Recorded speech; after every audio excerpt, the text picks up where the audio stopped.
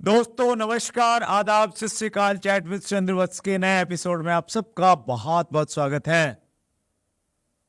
जब भी हमारे यहाँ कोई मेहमान आने की खबर होती है, हम कमिंग सून का एक छोटा सा वीडियो डालते हैं और उसमें अक्सर 1000, 1200, 1500, 2000 व्यूज आते हैं।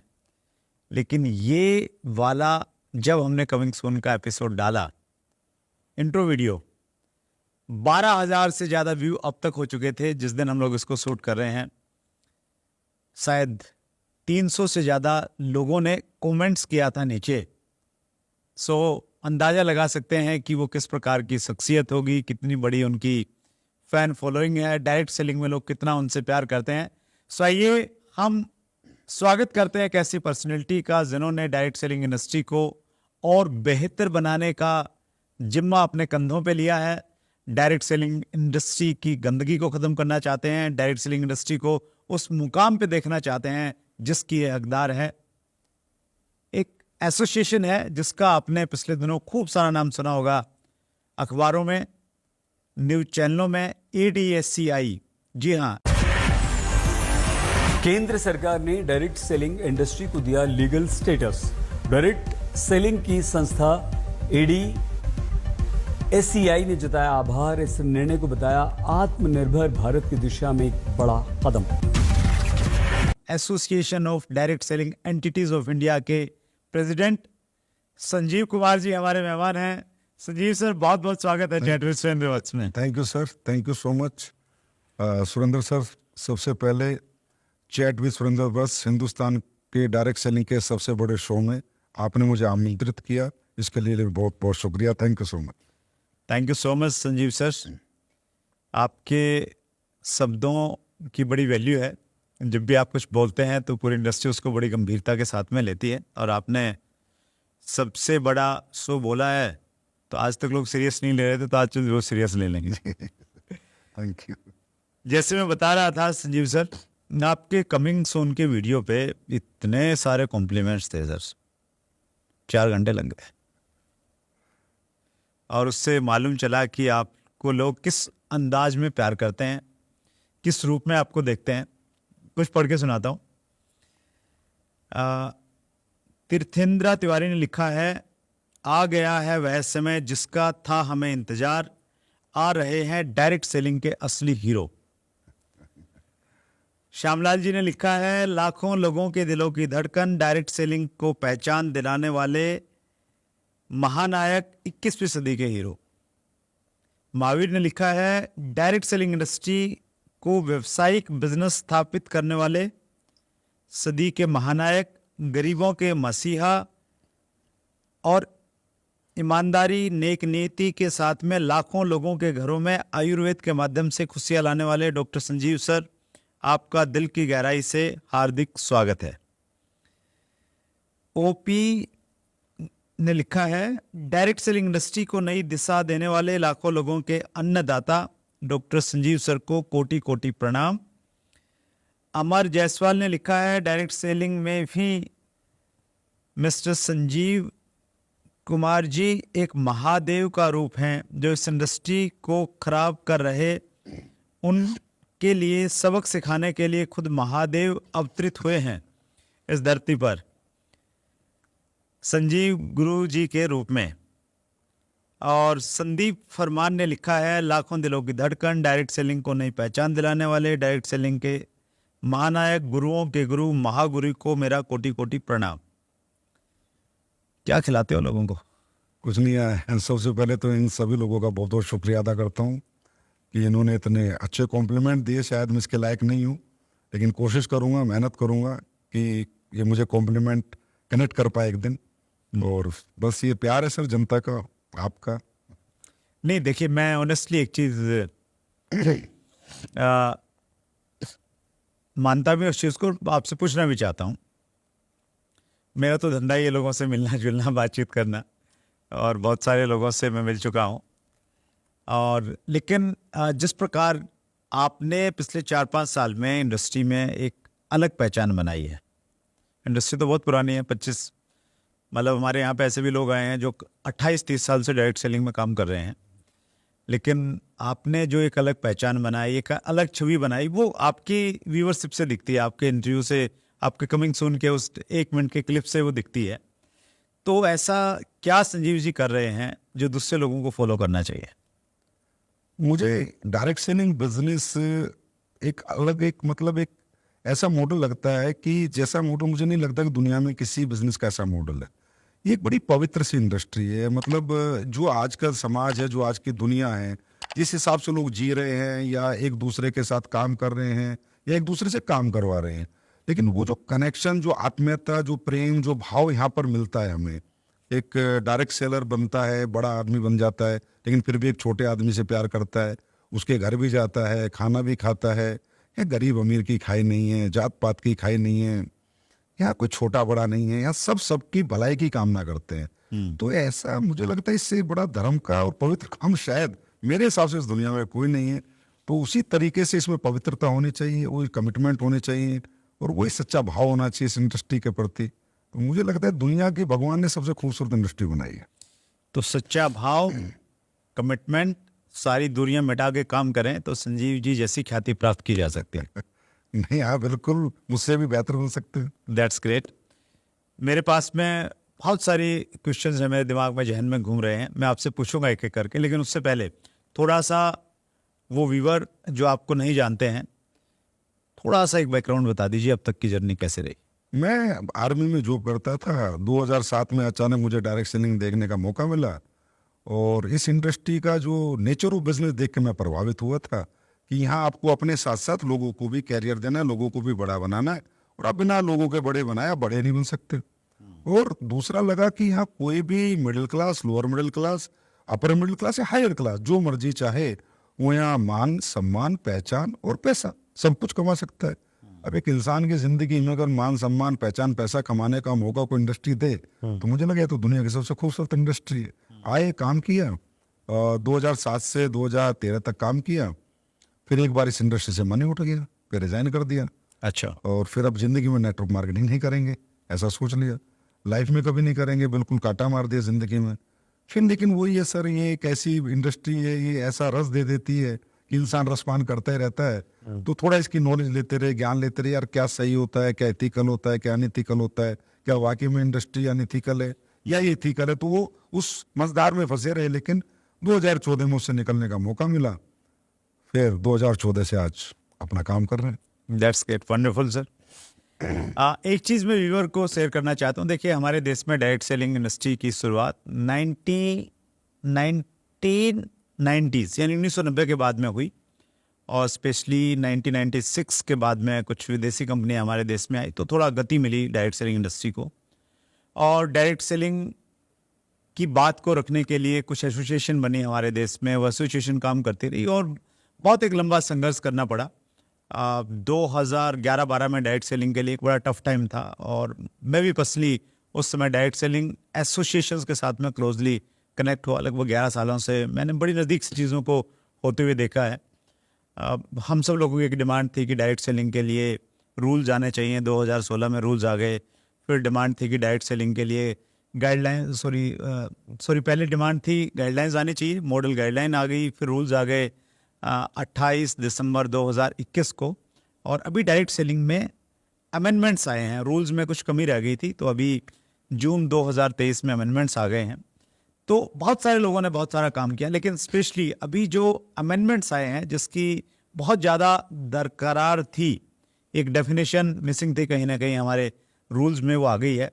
तो उसको दिलाने में जिस एक एसोसिएशन का सबसे बड़ा योगदान रहा वो एसोसिएशन है ADACI और उसके प्रेसिडेंट संजीव सर हमारे बीच में हैं। पहली चीज़ तो संजीव सर आपका बहुत बड़ा योगदान है, मैं अंदर तक उस चीज़ को जानता हूँ। तो पूरी इंडस्ट्री की तरफ से मेरे पास में मौका है आपका धन्यवाद करने के लिए। Thank you so much. और आपको सैल्यूट करने के लिए। आपने इंडस्ट्री के लिए बहुत अच्छा काम किया है, बहुत बड़े कन्फ्यूज़न को आपने दूर करवा दिया है। एक बात छोटा सा कहना चाहूँगा सर, और ये जान के आप बड़े आश्चर्यचकित होंगे और शायद भरोसा ना करें, मैंने लड़ना आपसे सीखा है। अरे सर। देखिए सर, जब ये इंडस्ट्री 2011-12 के उस दौर से गुजर रही थी सर, तो आपने एक ऐसी लड़ाई लड़ी जो इतिहास बन गई देश में। तो जब मैं आपके संपर्क में आया और मैंने वो आपको मिला और देखा तो मैंने कहा यार, जब 2011-12 में जब कुछ भी नहीं था, तब सुरेंद्र सर इतने बड़े स्टेप लिए, इतनी बड़ी लड़ाई लड़के इंडस्ट्री को किसी हद तक गाइडलाइंस दिलवाई, सेव किया, तो सर इंस्पिरेशन तो आप ही। जबरदस्त। देखिए, मेरा ये मानना है संजीव सर, कोई भी ऑर्गेनाइजेशन है ना, उसको समय समय पे कुछ लोग लीड करते हैं और वो आगे लेके जाते हैं, और वो जब इन दिनों संजीव जी ने संभाला हुआ है तो ये देख के मुझे बहुत अच्छा लग रहा है। सो बहुत बढ़िया, बहुत सारी बातें करेंगे संजीव सर। ADSCI और दूसरे एसोसिएशन ने काम किया, लेकिन ADSCI ने लीड किया स्पेशली अमेंडमेंट्स को लाने में।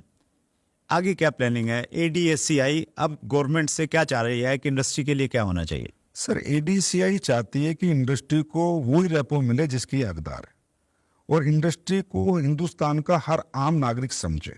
वो हमारे साथ एसोसिएट हो चाहे ना हो, लेकिन वो हमारी इंडस्ट्री को उन्हीं नज़रों से देखे जिसके लायक इंडस्ट्री है, जो यहाँ पर आत्मीयता है, जो प्यार है, जो रोजगार है, जो हर बच्चे को आज एम्प्लॉयमेंट होने का मौका मिल रहा है यहाँ पर, बड़े को, बुजुर्ग को, एज लिमिट नहीं, कास्टिज्म नहीं, कुछ तो नहीं है यहाँ पर। राइट। तो वो हमारे को अधिकार मिलने चाहिए, और उसके लिए हम लोग चाहते हैं कि गवर्नमेंट इथिकल और अनइथिकल का डिफरेंस थोड़ा क्रिएट करे।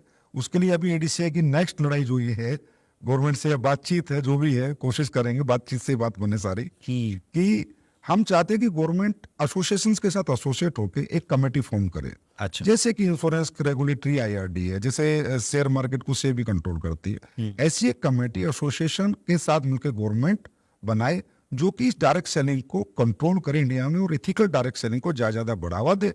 और जो अनइथिकल डायरेक्ट सेलिंग है, जो बिल्कुल ही एक नए उसी माइंड से आते हैं कि भाई यहाँ लोगों के इमोशंस का फायदा उठाओ, लोगों के रिलेशंस का फायदा उठाओ, कुछ भी प्रोडक्ट बेचो, कुछ भी प्लान बनाओ, नॉन कैलकुलेटिव प्लान बनाओ, कहीं से उठा के प्रोडक्ट बेच दो, ऐसे लोगों पे थोड़ा कड़ा शिकंजा गवर्नमेंट कसे। उसकी हमारी बातचीत अभी गवर्नमेंट से चल रही है। मैंने संजीव सर हमारे 50वें एपिसोड में, जो हमारा गोल्डन जुबली एपिसोड था, हेम पांडे सर हमारे गेस्ट थे, उनसे मैंने स्ट्रेट फॉरवर्ड यही प्रश्न पूछा था कि सर हम चाहते हैं कि डायरेक्ट सेलिंग पे रेगुलेटरी बॉडी बने, कब बनेगी? तो उनका रिप्लाई था कि अभी आपकी इंडस्ट्री का साइज़ बहुत छोटा है, गवर्नमेंट को अगर कोई नई चीज़ लेके आएगी तो उसमें मैन पावर चाहिए, उसमें पैसा लगेगा, तो आपकी इंडस्ट्री का साइज़ अभी इतना बड़ा है ही नहीं। साइज़ बड़ा होगा तो शायद सरकार उस बारे में सोचेगी। तो साइज़ बड़ा कैसे हो इंडस्ट्री का, सब लोग मिलके और बड़ा काम करें, कितना पोटेंशियल आपको दिखता है इंडिया में? देखिए सर, साइज इंडस्ट्री का जब भी बड़ा हो सकता है जब ये स्विचनेस खत्म हो। मतलब ये जो अभी कोई कंपनी आएगी, अचानक से किसी को इम्प्रेस करेगी, अपने उल्टे सीधे प्रमोशन करेगी, साइज बड़ा होता है सर। जो कंपनियां ऑलरेडी स्टेब्लिश कंपनियां हैं, चाहे वो 50 हैं, चाहे वो 100 हैं, चाहे 200 हैं, लेकिन जो स्टेब्लिश कंपनियां, वहीं पर रहकर लोग बड़ा काम करें। क्योंकि जब ये स्विच होता है इधर से उधर, तो कहीं ना कहीं टर्नओवर्स में फर्क पड़ता है, कहीं ना कहीं डिस्टर्बेंस क्रिएट होता है, कहीं ना कहीं एथिकल अनएथिकल की लड़ाइयाँ शुरू हो जाती हैं, कहीं ना कहीं मार्केट में एक नेगेटिव मैसेज आता है। जैसे आज आप देखिए कि आज आप देख रहे हैं कि कोई लीडर कहीं इधर उधर जाता है तो यूट्यूब वगैरह पे आके, फेसबुक वगैरह पे बातें करता है, तो जो आम जनता है वो ये देखती है कि यार ये इंडस्ट्री शायद हमारे लायक नहीं है। हमें आम जनता को ये बताना होगा, अपनी इंडस्ट्री को इतना एथिकल वे में करना होगा कि आम जनता ये भरोसा करे, yes I will be the part of this industry. मैं बेशक इस इंडस्ट्री में काम ना करूं, क्योंकि सर ये ओनली फॉर एम्प्लॉयमेंट नहीं है, ओनली फॉर मनी नहीं है, ये प्रोडक्ट बेस्ड इंडस्ट्री है। मैं इस कंपनी के साथ काम ना करूं, लेकिन इसका प्रोडक्ट यूज करूं। तो जब लोगों का रुझान, हिंदुस्तान की 145 करोड़ जनता का रुझान हमारे प्रोडक्ट की तरफ आकर्षित होगा, लोग हमारे प्रोडक्ट से प्रभावित होंगे और हमारे प्रोडक्ट इस लायक होंगे कि लोग उन्हें खरीद सकेंगे, यूज कर सकेंगे और लोग हमारे यूजर बनेंगे, मेरे हिसाब से इंडस्ट्री का साइज तब बहुत बड़ा बनेगा। That's great sir. एक प्रश्न मैं और पूछना चाहता हूँ, उसको कहीं ना कहीं आपने टच किया। ऐसे कुछ उदाहरण देखने को मिलते हैं। एक व्यक्ति किसी ठीक ठाक अच्छी कंपनी में काम कर रहा था, रेप्यूटेड कंपनी थी, पुरानी कंपनी थी, पैसा भी ले रहा था, नेटवर्क भी था, वो अचानक किसी ऐसी जगह चला जाता है जिसका फ्यूचर एक आम आदमी भी समझ सकता है कि अंधकार में है, शायद पैसा मिल जाएगा उसको ज़्यादा। तो ऐसी प्रवृत्ति क्यों होती है लोगों की? आपने भी कुछ लोगों को देखा होगा और उनके संपर्क में कुछ लोग आते हैं, तो उनको आप क्या संदेश देना चाहेंगे सर? सर मुझे लगता है मतलब ये इंडस्ट्री तो इतनी इमोशनल इंडस्ट्री, इतने टच रहता है एक लीडर का अपने डाउनलाइन से, डाउनलाइन का अपने अपलाइन से, एक सालों का रिश्ता हो जाता है, सालों साथ काम करते हैं, सालों साथ घूमते हैं, सालों टूर करते हैं। मैं तो कहता हूँ भाई से भी ज्यादा बड़े रिश्ते बन जाते हैं लोगों के। लेकिन अगर एक व्यक्ति किसी भी ऐरी गैरी कंपनी में आकर किसी लालच में अगर जा रहा है, देखिए सर बिना लालच के कोई नहीं जाता, कोई ना कोई लालच उसको वहां पर मिलता है, तो उसको लगता है मैं जो यहाँ नहीं कर पाया इससे ज्यादा वहां कर पाऊंगा। अच्छा, कुछ लोग तो कमाते कमाते भी स्विच करते हैं, आप देख ही रहे हो, क्रिप्टो में भी स्विच करते हैं, इन्वेस्टमेंट प्लान में स्विच करते हैं, कुछ ऐसी कंपनी में स्विच करते हैं प्रोडक्ट बेस्ड, जिनका प्रोडक्ट सिर्फ एक मखोटा है, प्रोडक्ट सिर्फ मखोटा है, लेकिन वो लोग सिर्फ अपने लालच के लिए, हजारों लोग जिन्होंने उससे प्यार किया, हजारों लोग जिन्होंने उसे अपना आइडल माना, हजारों लोग जिन्होंने उसे अपना गुरु माना, उसको छोड़ के कुछ निकल जाता है। लेकिन छोड़कर नहीं निकलता सर, उनको ले जाने की भी कोशिश करता है। अच्छा जब लगे कि अगर एक व्यक्ति कहीं जा रहा है, उसको नहीं समझ में आ रहा, तो अगर उसमें वाकई में सेल्फ डिसीजन मेकर है, वाकई में वो अपने डिसीजन पे गर्व करता है, तो उन लोगों को ना लेके जाए, अकेला जाए, काम करके दिखाए। लेकिन इसी वजह से इंडस्ट्री के अंदर जो हम चाहते हैं कि इथिकल वे नेटवर्क मार्केटिंग हो, इथिकल हमारे आम समाज हमें इज्जत दे, सम्मान दे, ये सब चीजें बंद होंगी सर, एक दिन ऐसा जरूर होगा। लेकिन मैं यही कहूंगा कि ऐसे इनको मैं क्या बोलूं, ये लीडर नहीं, मतलब लीडर नहीं है, ऐसे लालची लोगों के साथ अगर कोई व्यक्ति लालच में जिंदगी लगाएगा तो कभी ना कभी खत्म होगा, और कोई कैरियर में जिंदगी लगाएगा तो उसका कैरियर पक्का बनेगा। तो लोगों को अपने कैरियर पे ध्यान देना है, लालच पे ध्यान नहीं देना। ऐसे लालची लोगों को बाइकआउट करें। और अभी हम लोग तो एक रूल ला रहे हैं DCI में कि जो भी लोग बड़े बड़े लीडर्स इधर उधर स्विच होते हैं उनको हम ब्लैक लिस्टेड करने वाले हैं। अरे वाह। और ब्लैक लिस्टेड करने के बाद हम अपनी वेबसाइटों पे डाल देंगे, वो हिंदुस्तान की जितनी भी बड़ी कंपनी उनमें कहीं भी जीवन में ज्वाइन नहीं कर सकता। अगर वो एक बार इन्वेस्टमेंट प्लान में चला गया है तो अब जीवन भर इन्वेस्टमेंट करेगा, प्रोडक्ट बेस में हम उसे आने नहीं देंगे। क्या बात है सर। आई थिंक मलेशिया में एक ऐसा कानून है, कानून नहीं मतलब एसोसिएशन ने ऐसा बनाया हुआ है कि जो लोग अनएथिकल प्रैक्टिस, और ये कुछ गिने चुने लोग रहते हैं सर, वो इधर उधर शिफ्ट होते रहते हैं, माहौल खराब करते हैं कहीं ना कहीं।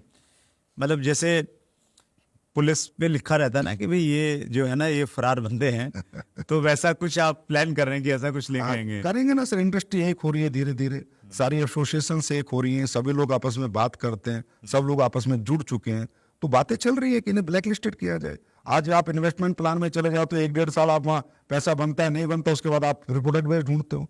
तो आप एक ही डिसीजन लो ना, अपने डिसीजन पे मतलब अपने डिसीजन पे काबिज रहो, दिखाओ दुनिया को कि यार मैंने डिसीजन लिया, I take the decision and make the right.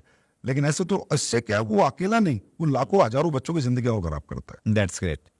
एक बड़ा प्रश्न है सर, ये प्रश्न बहुत सारे लोगों ने पूछा है। अगर एक व्यक्ति को डायरेक्ट सेलिंग सोच में आ गई कि यार इंडस्ट्री बहुत अच्छी है, मैंने इसमें काम करना है, उसको एक ऐसी कंपनी चुननी है जिस पे वो 100% विश्वास कर सके और अपना करियर लगा सके, क्या पैरामीटर्स हैं, क्या चेक करें? सर देखिए, किसी ने कहा है कि आप किसी की बातों में ना जाए, कागजों में जाए। जो कागज बोलते हैं वो कागज जो बता सकते हो, बातें नहीं बता सकती। तो आपको सबसे पहले तो ये चेक करना है कि किस भी कंपनी में मैं जा रहा हूँ, उसके प्रमोटर्स जो हैं, उसके डायरेक्टर्स को, उनका बैकग्राउंड क्या है, वो किस बैकग्राउंड से आए, क्या वो एक विजन के साथ आए, एक मिशन के साथ आए, या वो भी एक अपनी छोटी सी दुकान खोल के छोटे मोटे पैसे बटोर के भागने के लिए आए। क्योंकि इंडस्ट्री का बदनाम होने का कारण ही ये रहा है कि लोगों ने अपने कैरियर लगाए, कोई 1 साल में गया, कोई 1.5 साल में गया, प्रोडक्ट भी लेके आया, कोई प्लान भी लेके आया, ऑफिस भी खोला, सॉफ्टवेयर भी बनाया। तो इसके लिए आपको सबसे पहले ये समझना है कि आपके जो प्रमोटर्स हैं उनका बैकग्राउंड क्या है, उनका मिशन क्या। उसके बाद आप डायरेक्ट सेलिंग की रूल्स जो आज आए हैं उन्हें कंपनी कितना फॉलो कर रही है, उसका जो एग्रीमेंट हो रहा है अपने डायरेक्ट सेलर के साथ वो कितना स्ट्रॉन्ग है, for company and for direct seller also, दोनों के लिए वो एग्रीमेंट कितना स्ट्रॉन्ग है। फिर वो जो प्रोडक्ट दे रहा है, वो प्रोडक्ट के ट्रेडमार्क क्या उसके हैं या वो किसी के भी लेके बेच रहा है, जिससे वो प्रोडक्ट ले रहा है या बना रहा है वो तो उनके ऊपर है। तो वो प्रोडक्ट जो ले रहा है या बना रहा है, वो प्रोडक्ट पे क्या उनके पूरे पैरामीटर्स पे कंप्लीट है, क्या वो लैब टेस्टेड है, क्या वहाँ R&D हुई है। उसके बाद आपका जो प्लान आप दे रहे हो मार्केट में, वो एक लालच तो नहीं फेंक रहे, क्या कैलकुलेशन है, क्या मैथमेटिकली कैलकुलेटेड है, क्या उस प्लान में परसेंटेज दिखा के बताया जा सकता है कि आज ये आपने जो बोला ये मेरे को जीवन में कैसे मिलेगा, क्या ये कोई आपको ब्रीफ कर सकता है कि ये पैसा यहाँ से आएगा। तो वो सारे पैरामीटर्स, पेपर्स, गवर्नमेंट के सारे कंप्लायंस, प्रोडक्ट की लीगल मेट्रोलॉजी से आपका जो लेवल है वो लीगल मेट्रोलॉजी डिपार्टमेंट से अप्रूव है नहीं, तो बहुत सारी चीजें हैं। हमारे लोग, हिंदुस्तान के जो लोग हैं वो बहुत प्यारे और बहुत इमोशनल होते हैं और वो मीठी मीठी बातों में आ जाते हैं। वो समझ में जब आता है जब गाड़ी छूट चुकी होती है या 2-3 साल जीवन के खराब कर लेते।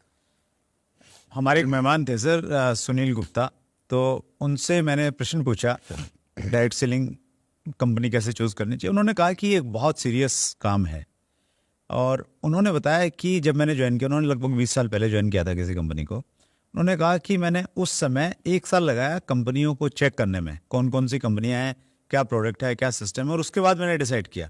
और वो 20 साल से की कंपनी के साथ में जुड़े हुए हैं। तो कहीं ना कहीं दिक्कत ये रहती है, मामा जी ने बोल दिया, चाचा जी ने बोल दिया, बुआ जी का लड़का नाराज़ हो जाएगा, तो इसलिए मैं जुड़ जाता हूँ, और कहीं ना कहीं फिर इसलिए प्रॉब्लम्स आती हैं।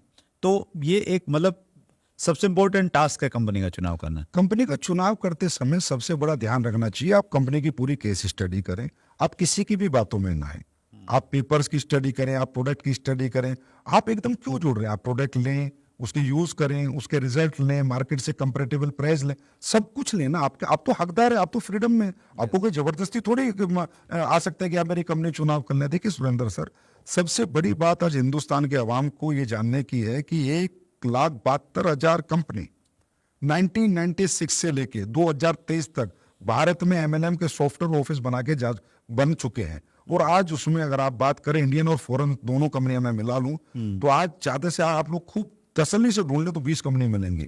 सर ये कहाँ गए 1,72,000 कंपनियां खुल के कहाँ गई, किन लोगों ने खोली होंगी, कितने लोगों को जोड़ा होगा? तो ये इसलिए तो इंडस्ट्री का साइज नहीं बढ़ता ना। और आप एक चीज और देखिए सुरेंद्र सर, आज जितने भी हमारे अचीवर्स आपके प्लेटफॉर्म पे, तो मुझे लगता है सारे अचीवर्स आ चुके हैं, आप सभी की केस स्टडी कीजिए ना सर। केस स्टडी सबसे ज्यादा सच बोलती है। जो लोग 10-10 साल 15-15 साल से एक कंपनी, वो इंडिया के टॉप अचीवर है। 2-2 साल 1-1 साल वाला एक अचीवर बता दो सर आप, नहीं रहता। जो आपके प्लेटफॉर्म पे आए। हम तो कोशिश करते हैं सर ऐसे लोगों को एडवर्टाइज नहीं करें, है कि नहीं? क्योंकि सर वहीं पर बेस बनता है। एक प्रश्न है सर इसी से संबंधित है, प्रणव का प्रश्न है ये, सर मार्केट में जो प्रोडक्ट बेस्ड कंपनी काम कर रही हैं, जिनके खुद के मैन्युफैक्चरिंग प्लांट नहीं है, उनका फ्यूचर क्या है? देखिए मैन्युफैक्चरिंग प्लांट होना कोई क्राइटेरिया नहीं है, एज ए गवर्नमेंट रूल्स भी मैं बात करूं, लेकिन डायरेक्ट सेलिंग का जो पर्पस था ना, जो डायरेक्ट सेलिंग बनी थी 1903 में, डायरेक्ट सेलिंग इसलिए बनी थी कि जो कंपैरेटिबल प्राइस के जो प्रोडक्ट मार्केट में जाते हैं, उन मार्केट को compete नहीं कर सकते थे क्वालिटी से।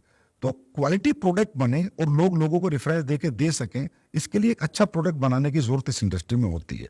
क्योंकि इंडस्ट्री रिलेशन बेस्ड इंडस्ट्री है, इमोशन बेस्ड इंडस्ट्री है। अगर आपने मुझे कोई प्रोडक्ट दिया और मुझे उसका रिजल्ट नहीं आया, तो मेरे और आपके रिलेशन भी खराब हो जाएंगे। आपने मुझे कोई साबुन दी और उसमें नहाने में मजा नहीं आया, रेट भी ठीक नहीं, तो मेरे आपके रिश्ते और खराब हो जाएंगे। तो इस बात को मद्देनजर रखते हुए ये बहुत sensitive industry for product. Plan is a by part of product, plan is secondary, product is primary. अगर प्रोडक्ट प्राइमरी है तो मैन्युफैक्चरिंग आप खुद कर रहे हैं, तो उसमें यह है कि आपको तसल्ली हो जाती है कि जी मेरी आंखों के सामने बन रहा है, जो डल रहा है डल रहा है। और आप किसी से ले भी रहे तो ऑथेंटिक मैन्युफैक्चरर से लें, जिसके पास सारे लैब रिपोर्ट्स हों, R&Ds हों, जिसका एक अच्छा सेटअप हो, जो गवर्नमेंट के सारे कंप्लायंस पूरा कर रहा हो, तो उससे भी आप लेके चला सकते हैं। लेकिन मुझे लगता है एक समय पर अगर आप कुछ ग्रोथ कर लेते हैं तो आपको मैन्युफैक्चरिंग में जाना चाहिए। Right, that's great sir. आपकी लीडरशिप में बहुत सारे लोगों ने बड़े मुकाम हासिल किए हैं। तो एक प्रश्न मैं वो लेना चाहता हूँ, क्योंकि आपके पास में ना सारे अनुभव हैं। आपके पास में एक डायरेक्ट सेलर का भी अनुभव है, आपके पास में एक कंपनी मैनेजमेंट का भी अनुभव, आपके पास में इंडस्ट्री को चलाने का, एसोसिएशन को चलाने का वो भी एक्सपीरियंस है। तो आप इसका बखूबी उत्तर दे पाएंगे। सर लीडरशिप को कैसे डेवलप करें और जो टीम में आते हैं उन्हें कैसे लीडर में कन्वर्ट करें? देखिए डायरेक्ट सेलिंग में लीडरशिप में कैसे डेवलप करें, तो इस दुनिया में ना 2 तरह के लीडर होते हैं सर। एक मैन मेड लीडर होता है, गॉड मेड लीडर होता है। कुछ लोग ऐसे होते हैं जो बचपन से लीडर होते हैं, क्लास में मॉनिटर होते हैं, हर जगह मॉनिटर होते हैं, हर जगह नंबर 1 होते हैं, स्कूल के प्रेसिडेंट, स्कूल के कैप्टन होते हैं, फिर कॉलेज के प्रेसिडेंट होते हैं। ये होता है मैन मेड लीडर। तो हमारी इंडस्ट्री में वो 0.01% लोग हैं जो गॉड मेड लीडर है। यहाँ मैन मेड लीडर बनाने की जरूरत। तो लीडरशिप कब खड़ी होती है? लीडरशिप का सबसे पहला पैरामीटर है रिलेशनशिप, कि जब कोई आपके साथ एसोसिएट हो रहा है, आप उसके साथ अपने रिश्ते और व्यवहार कैसे रखते हैं। अगर आप बॉस का, जो इस इंडस्ट्री में बनता नहीं है, सीनियर का, ईगो का, ईर्ष्या का व्यवहार रखेंगे, तो आपके साथ कोई लीडर नहीं बनेगा, और जो होगा वो भी छोड़ के चला जाएगा। तो सबसे पहले आप उसके साथ एक मजबूत रिलेशनशिप डेवलप करें, उसके बाद एजुकेशन डेवलप करें। यहाँ पर सर के मोटिवेशन बेस्ड बिजनेस नहीं है। मोटिवेशन लाइफ में क्या होता है कि स्टार्टअप होता है, यार मुझे ये काम करना है, मुझे डॉक्टर बनना है, इंजीनियर बनना है, नेटवर्कर बनना है, मोटिवेशन है।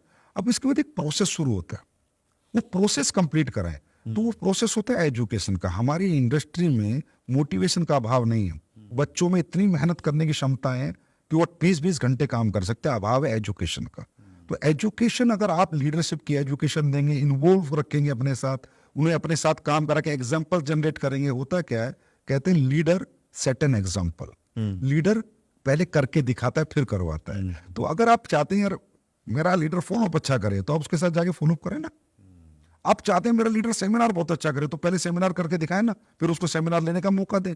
अब दिक्कत यहाँ पर क्या है, हीरो बनाना भी है और हीरो बनना भी है, तो दोनों चीजें नहीं हो सकती सर।